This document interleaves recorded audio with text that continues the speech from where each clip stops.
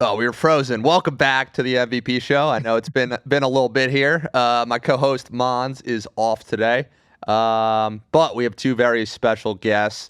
First up, I'll introduce our newest member of the Make Vegas Pay team, Hudson, who's been crushing it with the content. He was on our podcast a while ago. Hudson, welcome to the show and welcome to the team officially. We got you all the merch and everything. How you feeling, brother? Man, I feel great. Good merch. Got the shirt on today. Looking forward to what we got in store, man. It's been a great first month. Awesome.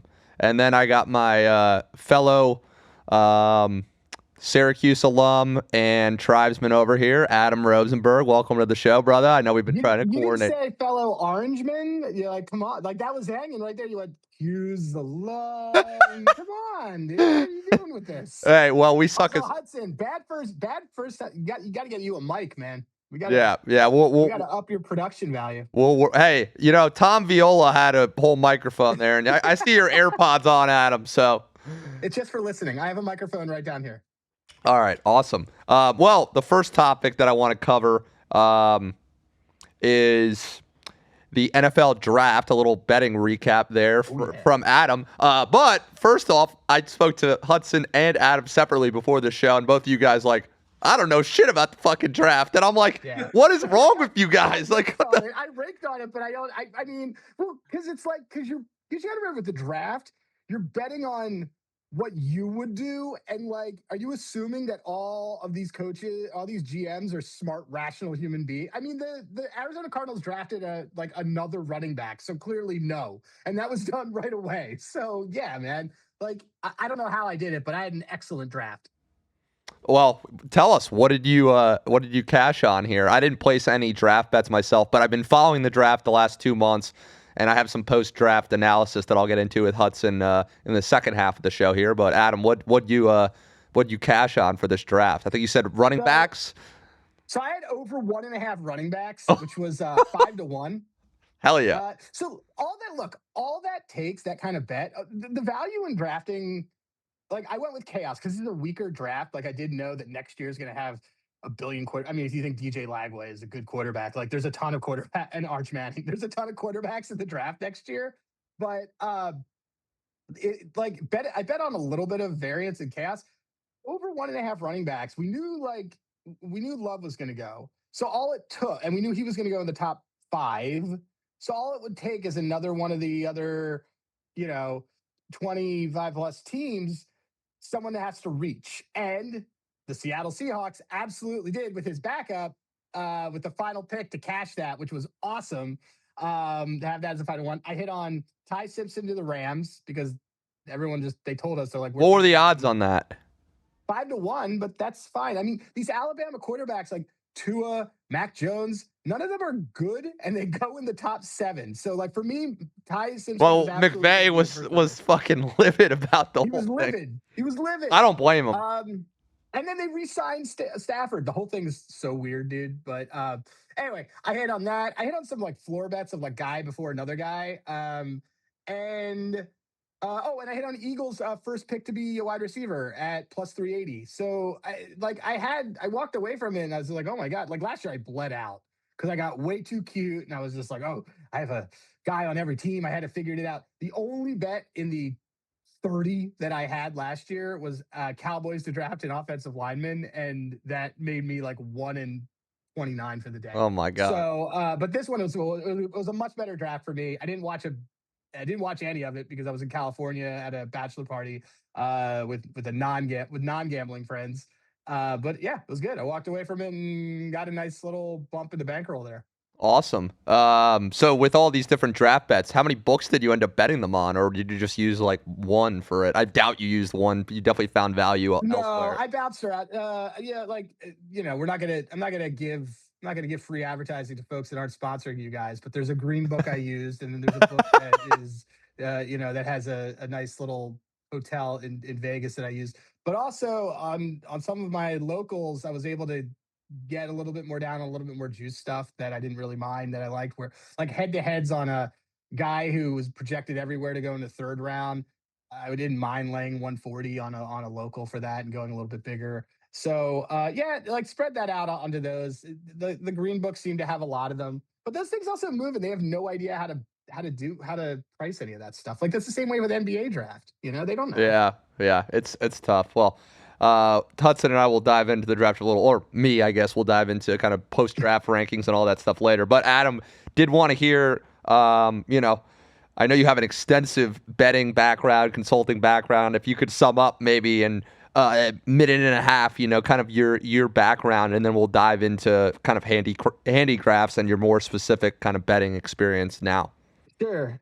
So my background is in PR and content strategy and social media and marketing strategy for betting brands, esports and gaming, and then some fun video games. Political brands too now. Yeah, what's that? Or the new company you're working with, the politic. I forgot what they. No, they're Yeah, not now doing politics. some political stuff. Doing some, Yeah. dude, I literally get paid to make memes right now. It's great. So yeah, so that's like my background, but like uh, the right after the Eagles Super Bowl in 2017, I started getting more into betting, and I was terrible at it. And then luckily the pandemic came around, and I had a lot of time to get a lot better at it and read and figure out some of the things I was doing wrong, and started leaning into getting a little bit more involved with the betting community. I was head of communications at Action Network, and uh, then I just started doing my own thing where I picked up a bunch of different startups and different betting clients. Started working with some syndicates and things as one of the fun account getting guys, and also just got really into baseball betting. Developed my own data analytics site, and then it started originating a lot of baseball bets that a lot of folks use, and having some fun with that. So, that's the short version of how I kind of went from A to B, I guess, with all of it. Now I'm in Vegas like every 6 weeks that I write off, so it's Oh fun. yeah. Uh, so in terms of your betting, so you're telling me you were a bad better at one point. I find that hard to I believe. was a terrible. I was all. I can tell you exactly the worst betting day. The worst betting day I had in my life was that I guess the 2018 Super Bowl, the Pats Rams Super Bowl, where I just was like, yeah, I'm just gonna 13-3, yeah. yeah, and I just kept live betting that over, and that did not come through. I was hoping at the last minute. I said, oh man, maybe this Gronkowski MVP is gonna. I just didn't think anything through. And when I moved from California back to the East Coast, pandemic hit that day. The sports were shut. By the way, the last NCAA game before everything got shut down was Syracuse beating UNC. And then after that, I thought, okay, well, I got time now because I got laid off. I didn't have anything to do. I'm going to buy Logic of Sports Betting and actually learn how to bet correctly when it comes to lines and numbers, and just got a lot better at it, a lot better at it. And now yeah, now it's worked out well. Like I my wife, I told my wife that we can definitely do an extra vacation because Porter Martrone got a dead heat goals lead at 22-1 for the Flyers series. And I'm lucky enough that my spouse welcomes all the degeneracy because she seems to benefit pretty much from it. So Hey, that's fair. yeah, but it's been good. I mean, it's I got a lot. I was terrible at it. Like that Super Were Bowl, you I went parlaying out. stuff at all, or not really? No, I just was like overextending and just not having any sort of angle. Like I didn't care about what the line was. I didn't think through. Oh, you have Gronkowski over yards and you have Edelman over yards. Like it's not Madden. Like not two guys are not going over, especially in a game that went 13-3. But it was just I just had anything I liked, I took. And it just was a terrible situation. And I wasn't parlaying stuff, but anecdotally, whenever I always have one parlay a day, and it's usually based around a boost. I don't do it because I want to. And anytime that I've ever had been like, oh yeah, I'm gonna parlay a little bit. Like I look and I'm like, oh, I won all my straights and I lost all these parlays. What the hell? I have no money today. Why did this happen? And it's because I parlayed everything. Well, So, but yeah, I mean, you guys, you guys you have to find your angles and your things that you like. Like I found some good angles with yeah, like the underdog and the under parlayed money line. Like that's been you profit. also nail this live margin of victory is a that's a smart angle. Like Yeah. I love I did a lot of I would round robin every week two things. I'd round robin three defensive touchdowns, and I'd round robin three dogs or faves to win within like I would take that same bet and do like a 1-7 kind of thing, but it's for do it for dogs. And I had a lot of fun with it, but I remember going on Instagram all the time, and you were like, halftime, we're hitting a so and so to win by between 1 and 6. And I was like, this is such a smart bet. And I never had done it Well, before, and I the watched the you uh, do the it. locals of the offshores, they used to have a 1-9 margin. You can get it like That's awesome. they That many key used to. numbers. Yeah, they used to have that, and like late third quarter Chiefs Bengals, it'd be like plus 250. I'm like, I mean, that's just, with the Chiefs, all their games used to be close. But yeah, there's a million different angles and that stuff. But yeah, going into, I know we're in the heart of baseball and hockey playoffs right now. Tell the viewers a little bit more about, what you do with handicrafts, and then we'll dive into kind of your top betting tips for both baseball and hockey there. Yeah. So Handigraphs is a sports analytics site that covers baseball and hockey, and at its core, it aims to make it easier for you to understand good metrics and stats from bad metrics and stats. And that's not like lines, but that's actual stats in the game. So for hockey, it might be, is this a good Corsi score, which is basically, are you creating offense? And for baseball, it's, is this a good swinging strike rate, which is creating strikeouts? And we have that. We have some proprietary metrics for baseball, which was our first product, which are we're able to get down to the last 30, 60, 90 plate appearances based on handedness. So I could say to you, Otani is batting 500 over the last month against lefties. That's fine. But if he was like 0 for 20 against them in his most recent spell against them, but he was like, 20 for 20 in the first, that's a completely different form of batter. And so we have that, we made that metric, and it's proprietary to us, so you can't get it anywhere. And it allows you to really be able to break down within batter, like for batter and pitcher matchups, to do that well. And then on the hockey side, we have minute by minute goalie statistics, so you're able to really see how many saves is a goalie getting per minute, and be able to kind of dive into a lot of niche markets that otherwise you wouldn't be able to do. That's awesome. I love it. Yeah. Yeah. Those are two of the not smaller betting markets per se, but it's not NFL and college football markets. No, So it's just, well, the bar is higher for getting, like, people don't get involved in those sports because they're intimidated by betting them. And so, like, I played hockey, and I've always loved baseball, and baseball I just always get. And baseball's like one of those ones where if you have more data, you're fine. The other ones you just don't know. Like, most people, if you say, hey, on the sport, do you know what metrics are important to you? And they don't know. And we just kind of took that and ran with it for this. And there's plenty of NFL out there, and there's plenty of basketball, but there wasn't any of this. So we put this together. You can make your own filters around players. So like I have a filter that's literally called these. Can I curse on here or no? yeah, fuck yeah. Okay, cool. All right. I have one that says like these guys fuck. And it's hockey guy. It's hockey, it's skaters that are basically ready to score a goal or having a lot of shots. And on baseball, I have uh like Dong Patrol, which is guys who I think are about to hit a home run, and it works really well. And all it is just doing things that you could do on other sites that I'm not going to name, but it's way harder to do that on a lot of the other sites that are out there. On mine, every metric that you could want is in one, between hit rate, raw data, and being able to overlay it together and know what's good and what's bad. You can take all of it, you can export it into an AI client and just be like, do this for me. You can't do that on most other sites. Gotcha. Yeah. Going back into kind of baseball and hockey betting. I know baseball is a long season. This year, thankfully, we have the World Cup because honestly, I've gotten a lot more into baseball over the years, Adam. Recently, because I think the NBA has fallen off the product, Yeah. especially during the regular season so much. And the baseball playoffs is sick.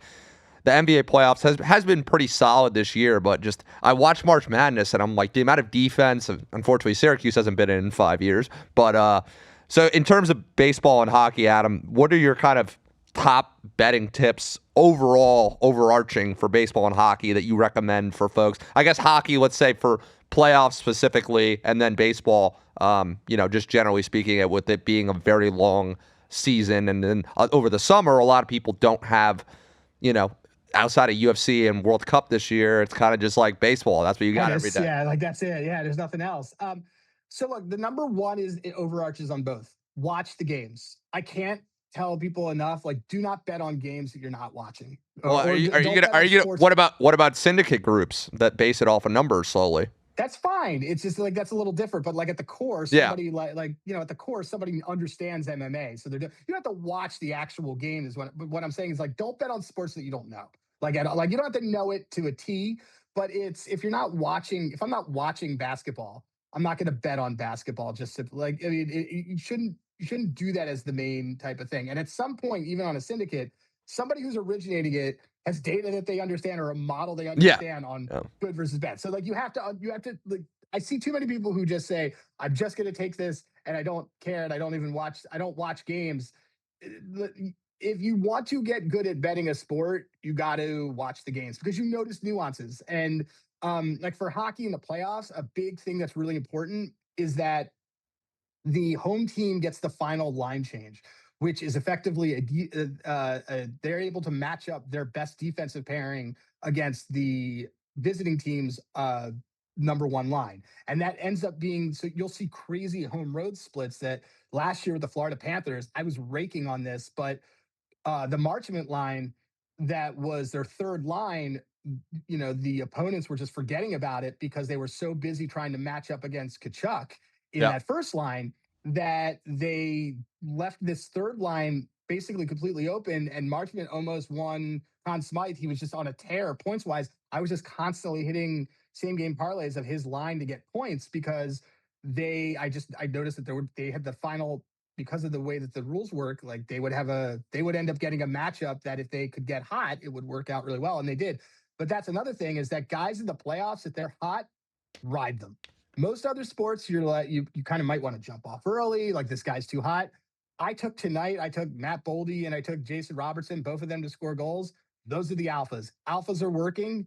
Don't get cute. Just keep riding alphas. Like the way that Pittsburgh Penguins got back in their series against the Flyers, Sid Crosby woke up and started scoring goals and creating things. It's not these random guys in hockey that just show up and while those stories are fun, just don't get cute. Ride the alphas. And then for baseball, it's I think the biggest thing is look at who this is kind of a tip that I give everybody, but look at what the team is doing tomorrow, specifically who's starting, because that gives you an idea of if the current pitcher is going to go deep. If the current pitcher is bad and they're starting today, and tomorrow the team is off, well, then the manager's going to probably unload the bullpen and doesn't care. And like you might have a shorter start. So the cap being this pitcher stinks, they're going to get rid of him pretty soon. And the bullpen's going to come in. And then that also is the case with, is there a guy starting tomorrow that we know can go seven?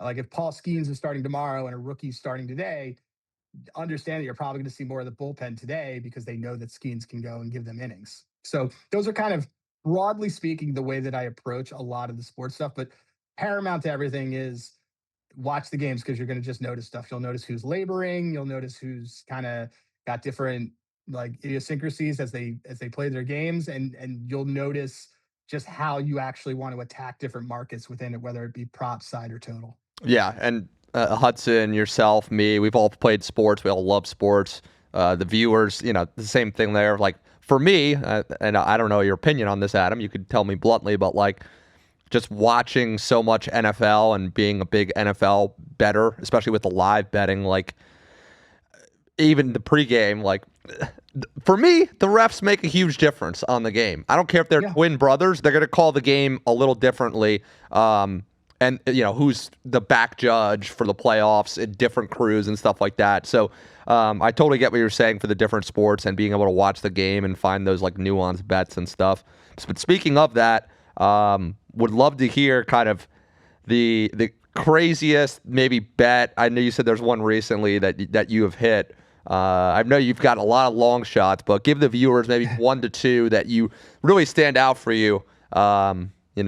Since you've been starting betting.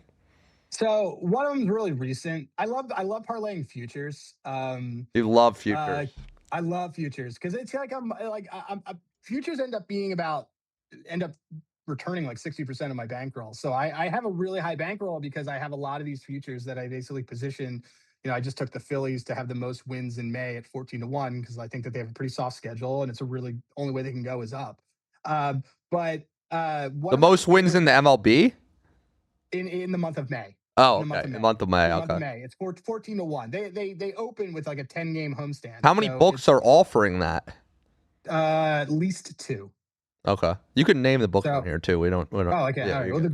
the Green Book, and the one that's named after Julius Caesar. So You can both just of say the those are names definitely directly. I don't care.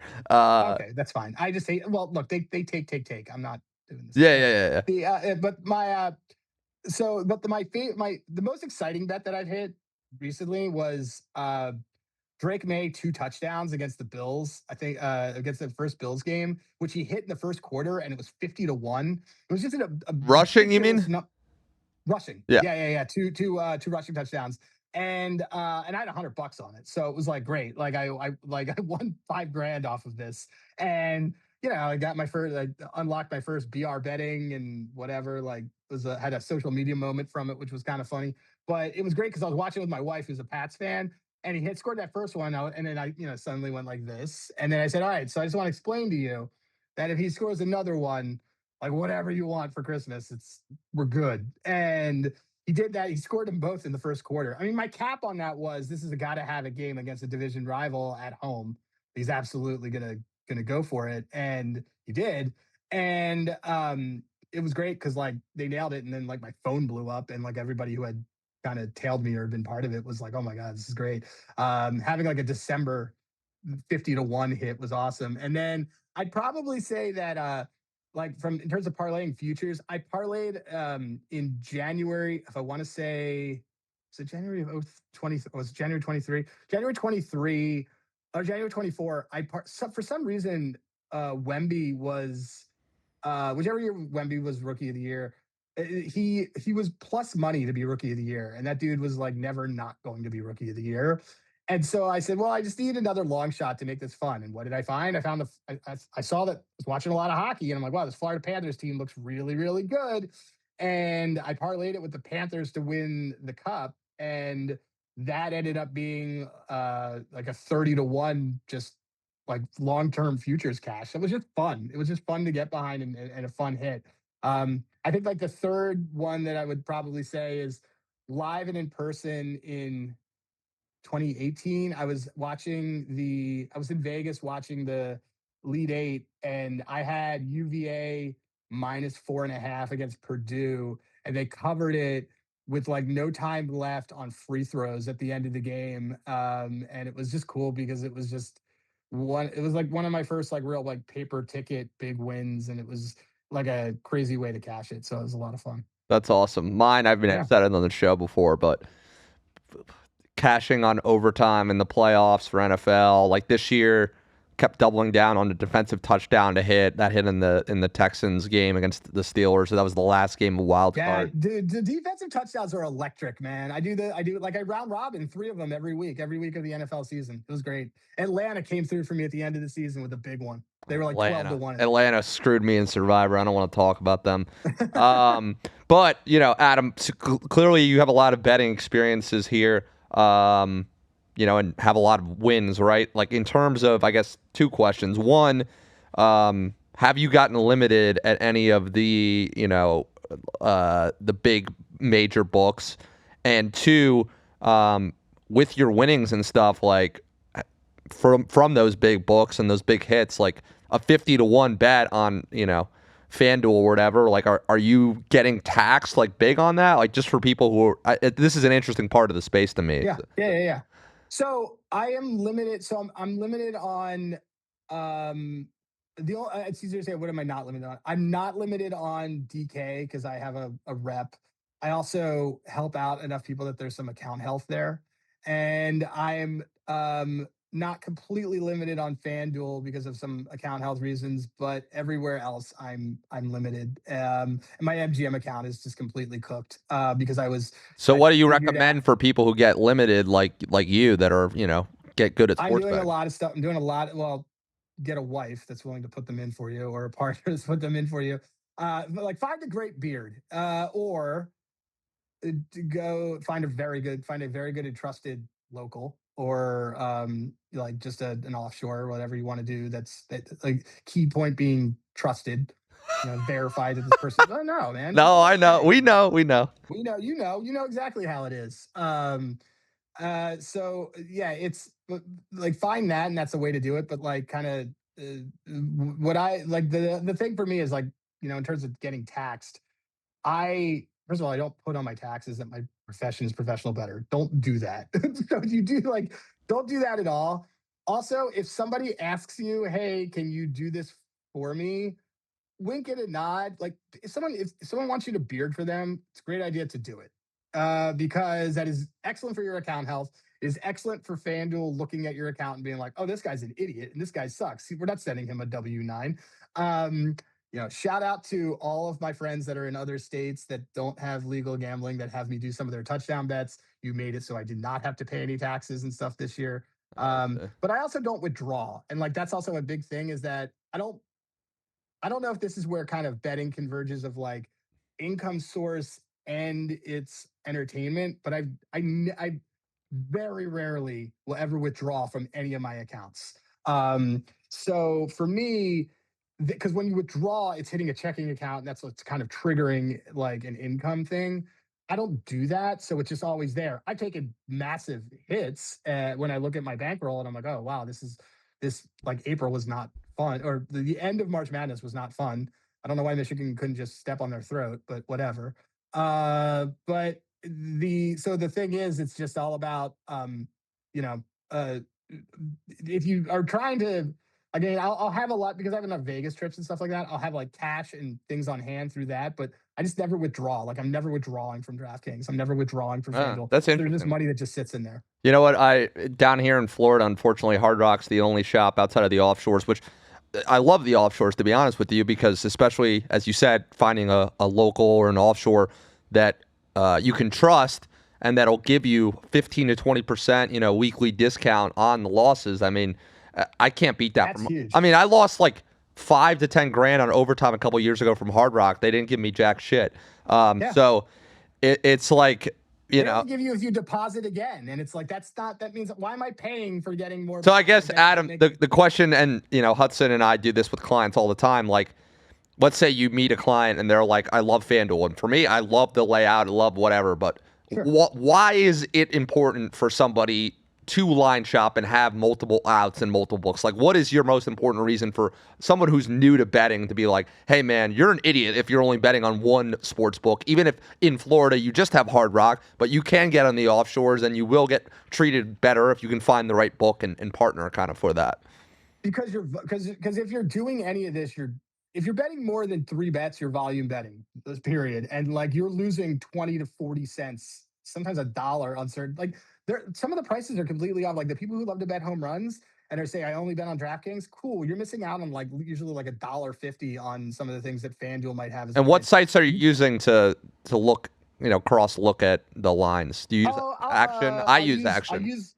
I use so I use Odds Logic for a lot of my stuff to kind of see for my line shopping. I just for all my line stuff, I use Odds Logic. I love them. They're also a Handygraphs partner, but I always have their screen up. And they have like props that you can kind of dive into as well. But the I think like the big thing is just to like you talked about like Hard Rock, like Hard Rock's always first to market on some of the niche props that I like pitcher walks. They go up on Hard Rock before they go anywhere else.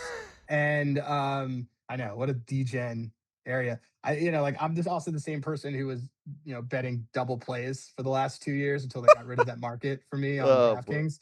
The DP, as it was called. If you pause, if you know, you know. But yeah, I mean, every book has its thing. You start to figure out also which books are sharper for which types of things. Part of the reason I got limited on MGM was I realized that FanDuel was sort of the sharp NBA prop book.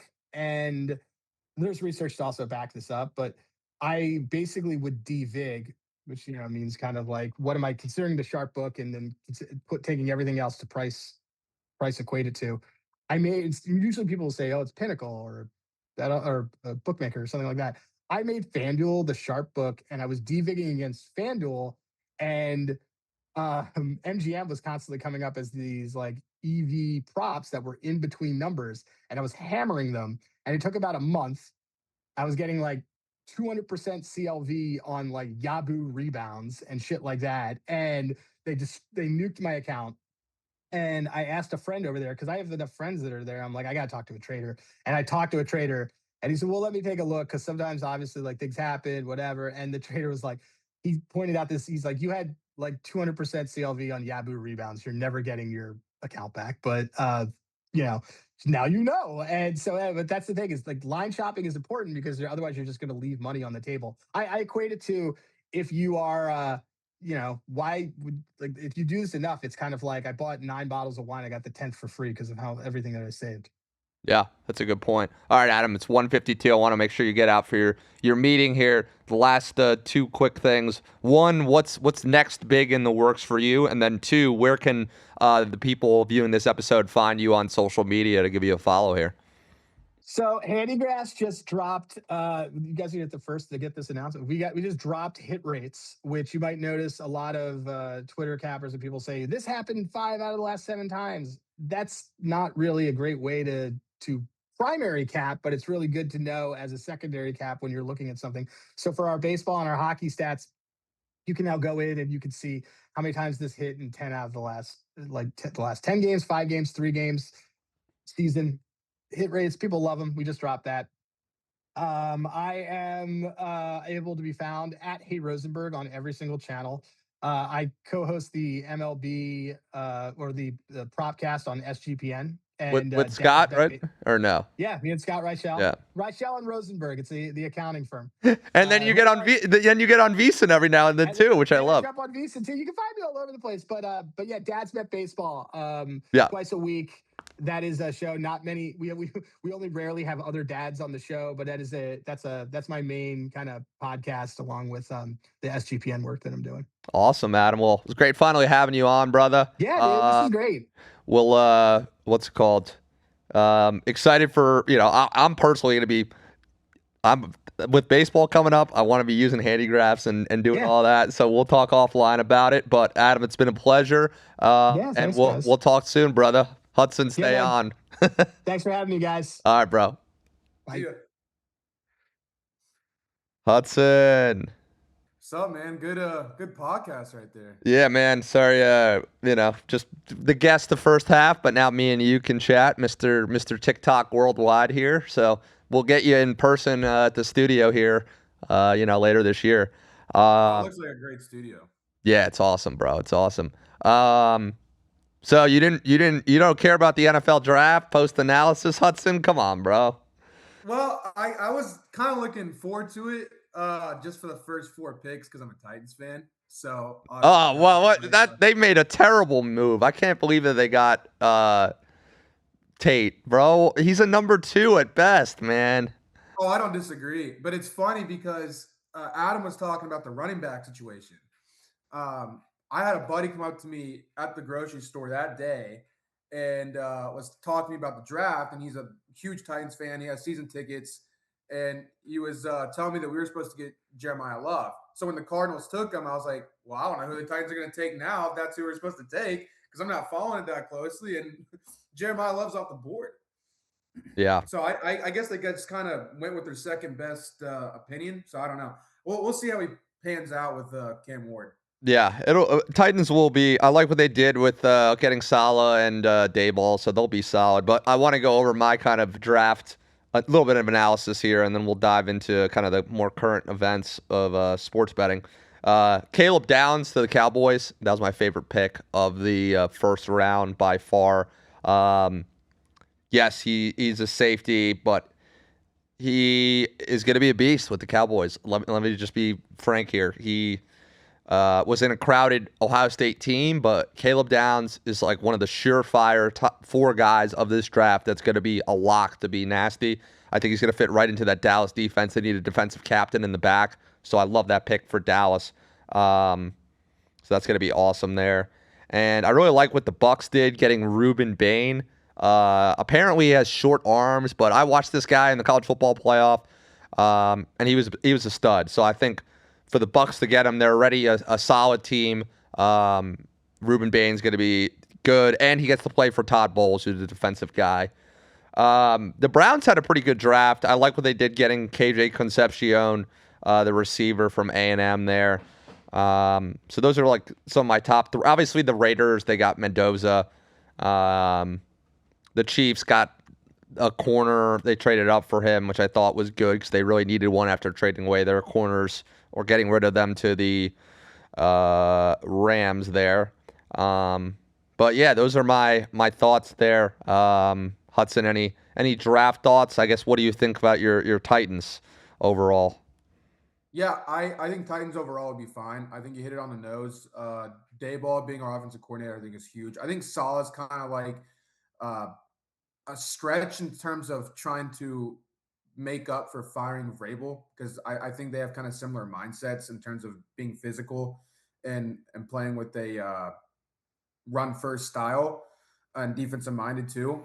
Now Caleb Downs with the Cowboys, I'm pretty sure the Eagles could have gotten him. So that is, maybe it wasn't the Eagles, maybe it was the Giants. So I'm interested to see how that does throughout the years to see if Caleb Downs ends up being the guy that we think he's going to be. Gotcha. Well, that's kind of it for NFL for now.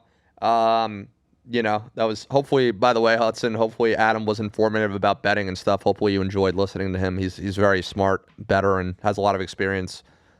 Yeah, he seems like a very sharp guy. Very, very sharp guy. Yeah. I didn't know what handigraphs was, so I got to look into that. Yeah. But let's talk about Make Vegas Pay stuff now that you're kind of the newest member of the team here. I know you've been giving out picks for NBA, NHL, and MLB. Tell the people, Hudson, like, what do you look for those sports? What makes your play of the day? Just kind of dive into, bro, like, your thought process. Like, the people want to know. We'll post this episode in the Discord, which has been popping off from your lives. I'm sure people want to hear kind of your process and stuff, but I guess start with like how you come up with your play of the day, and then kind of your thought process for your plays and the different sports. I know we're going to get you more involved with our analytics and research team from Syracuse for their football season. But yeah, tell the people. I'll let you kind of run the show for a bit and talk about that stuff, and then we'll chat more.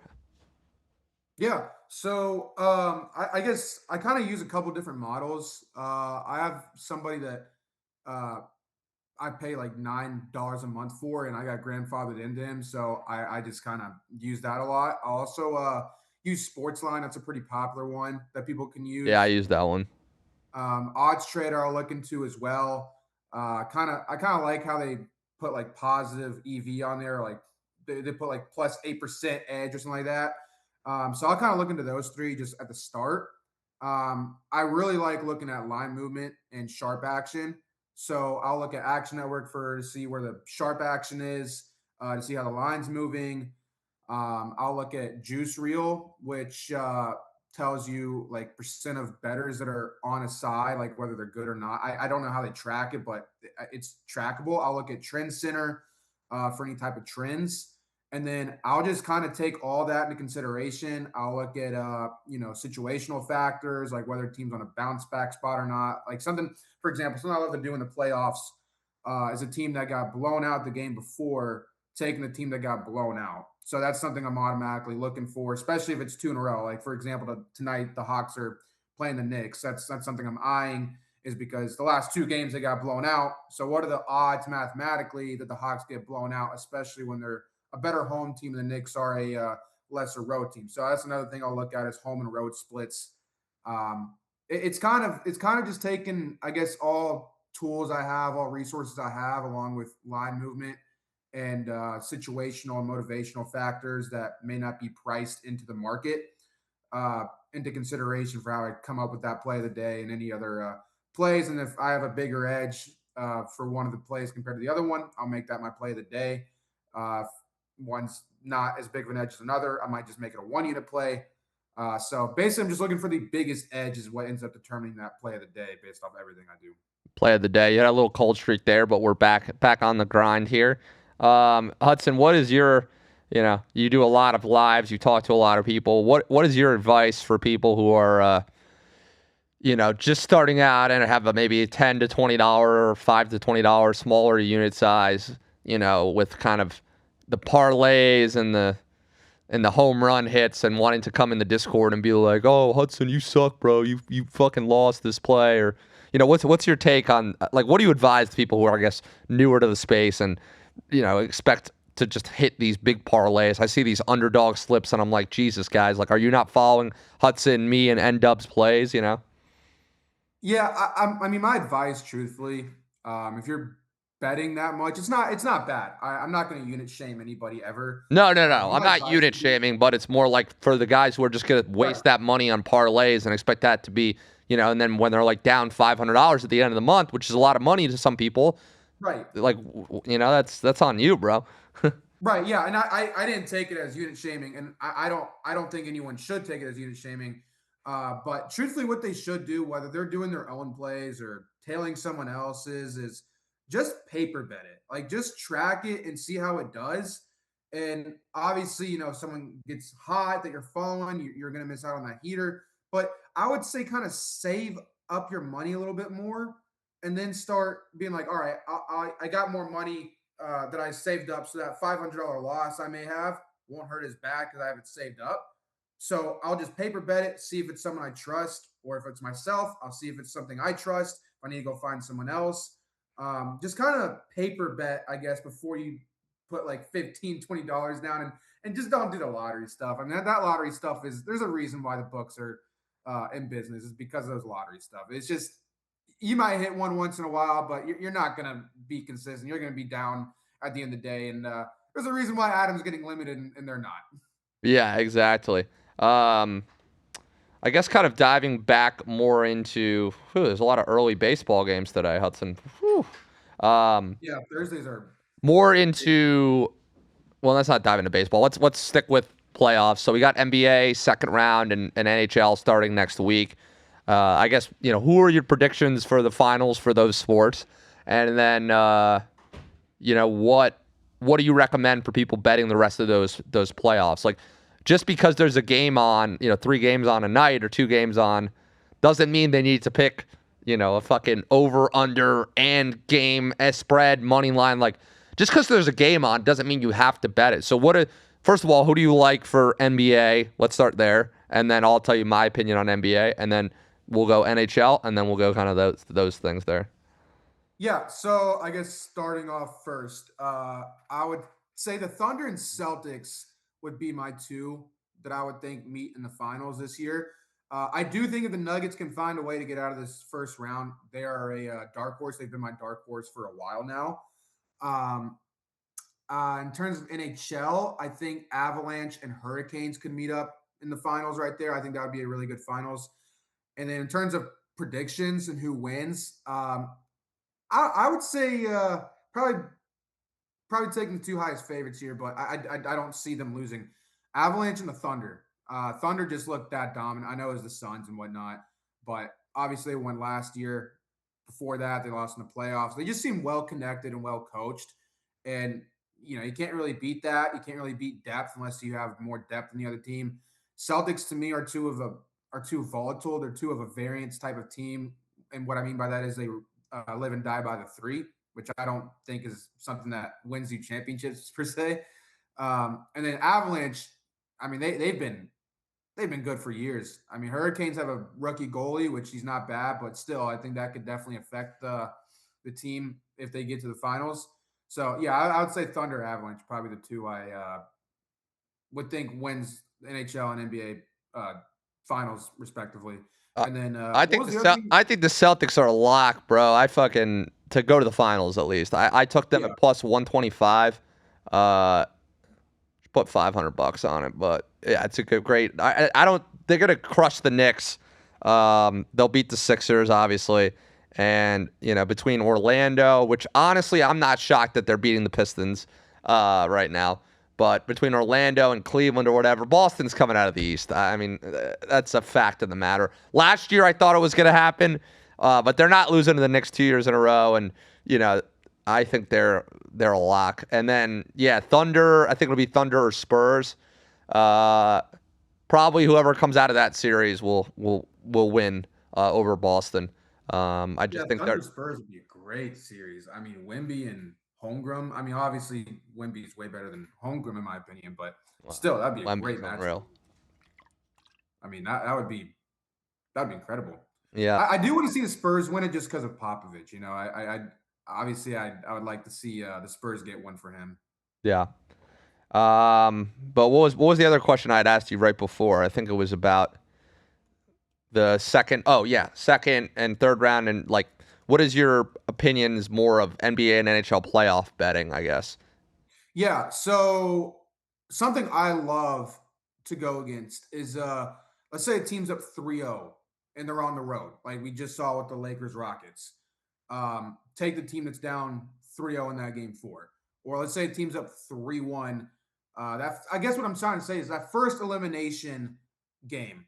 That first elimination game where the team is on the ropes is when I would go with the team on the rope. So, for example, Sixers Celtics 3-1, first elimination closeout game for the Celtics. Sixers ended up winning it.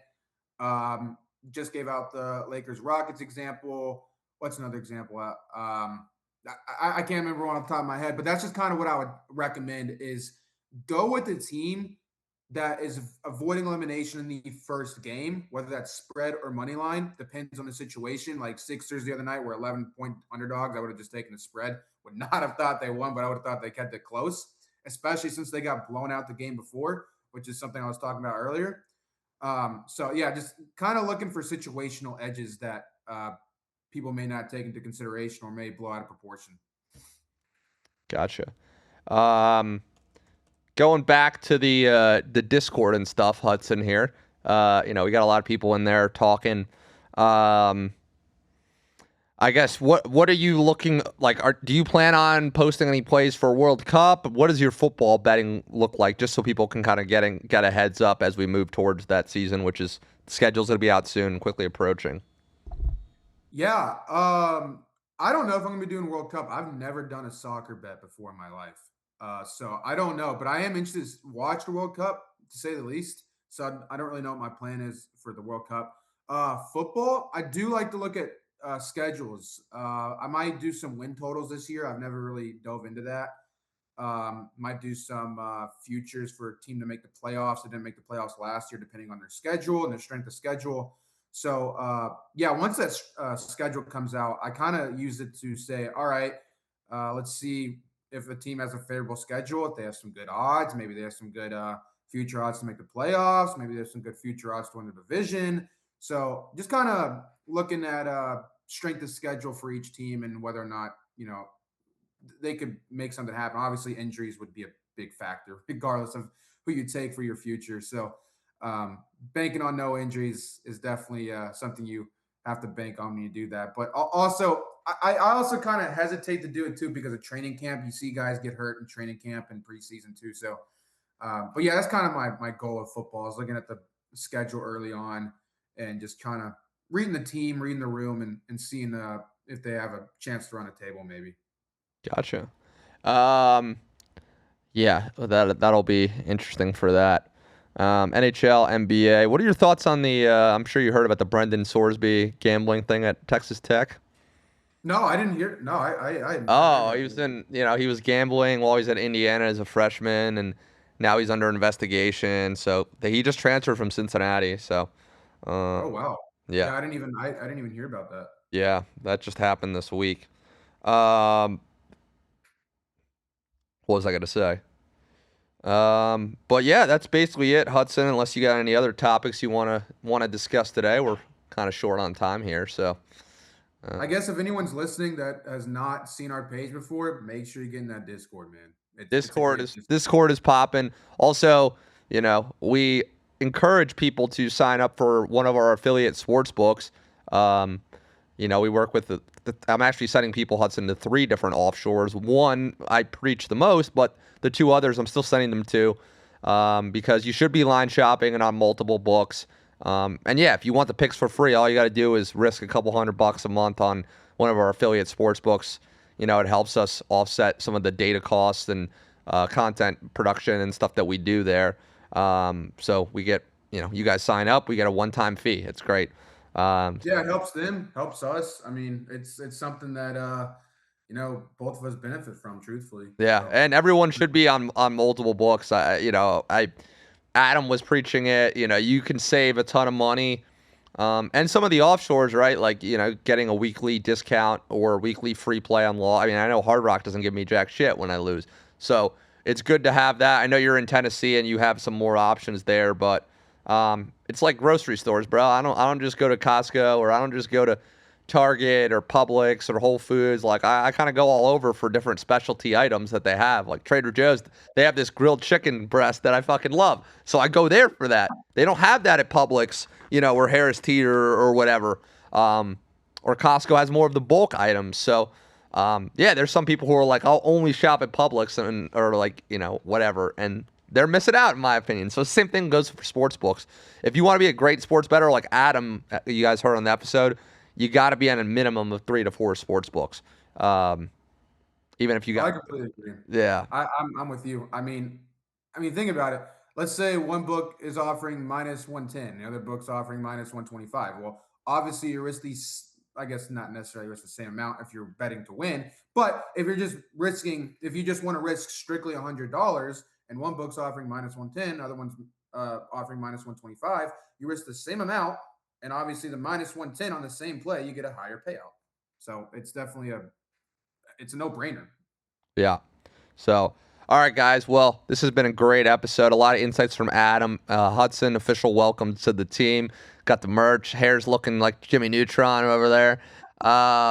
But yeah, you guys can find us. MVP Hudson, who's been spamming. Not him spamming. There's a lot of MVP Hudsons roaming around. It's been a running joke with me and Matt. But yeah, we're excited here at Make Vegas Pay. We got a lot of fun stuff cooking. Hudson's going live on TikTok and everything. So you can find the TikTok and Make Vegas Pay, the Discord Make Vegas Pay. And yeah, we also just officially launched on Dub Club today. So that's exciting too. For those who are refused to get on sports books, you can go pay for me, Hudson, and N-Dub's picks, which is fucking, you get 3 cappers who are great at betting. I know, when I see both of you guys cashing your plays of the day, I'm fucking, the cord's getting hype and whatever. So, but yeah, man, this has been great having you on. I'm glad you're part of the team. And, everyone who's watching, join the Discord. You will not regret it, even if you're just in the free chat and have some fun and talk with the fellows. So yeah, any other parting words, Hudson? Join the Discord, check out the lives, and let's keep cashing. I enjoy being with the team, man. It's a great team. You and Matt. Great group of guys, man. It's truthfully, if you're gonna do Dev Club option 2, you got 3 great cappers. Yeah, and this is just the start. When football season starts, we're gonna have so many picks and different, we all have our different specialties. And Hudson, as you know, N-Dub's an NBA guy. I'm not saying you don't post NBA. I just sent out the Hawks tonight plus 2.5. I think it was plus 2.5. They're dogs at home. I wonder if it went down to 2, but that's what I saw before I got on this podcast, was at 2.5. They're dogs at home. Damn. Yeah, I like them. I like them on the money line. Boston, Minnesota. Are they gonna blow this series without their 2 best players? Man, everyone's focusing on that. The one I'm curious about is the Rockets-Lakers. Is that going to be the first? Nah, Rockets aren't coming back, bro. I don't know. I think they at least forced the game 7, but I don't know. This series got a whole lot interesting after last night. Yeah. The intern is on sending out my play. See, somebody just wrote, Hudson loves the Cream City. What? Somebody wrote Hudson loves the Cream City. I don't even know what that means. Yeah, so I don't know what that means either. But hey, people, we're gonna get back into the Discord. Join us there. We had a little Discord hiccup this morning, but we're back, baby, and we'll see you guys soon. With Matt will be back. We might have Hudson back on, and another special guest here. So, thanks everyone.